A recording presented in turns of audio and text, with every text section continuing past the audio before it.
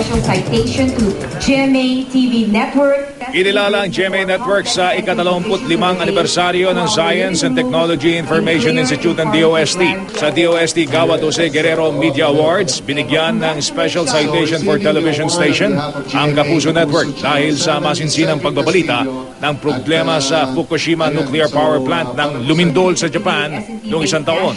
Is Jessica Soho for her gracious advocacy of one-time. May special citation din si GMA Vice President for News Programs, Jessica Soho, para sa istoryang One Time ng programang State of the Nation, Oktubre nung isang taon, na tumalakay sa pagiging late ng mga Pinoy.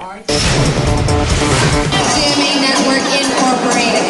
Wagi sa 3 kategorya ang GMA Network sa 47th Anvil Awards ng Public Relations Society of the Philippines na ginanap sa Mandaluyong.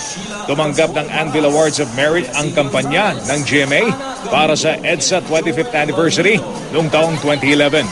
Sa Public Relations Project na Saludo sa Puso ng Pinoy at para sa Hero Ko si Rizal na proyekto ng GMA sa paggunita sa ika-150 kaarawan ni Dr. Jose Rizal.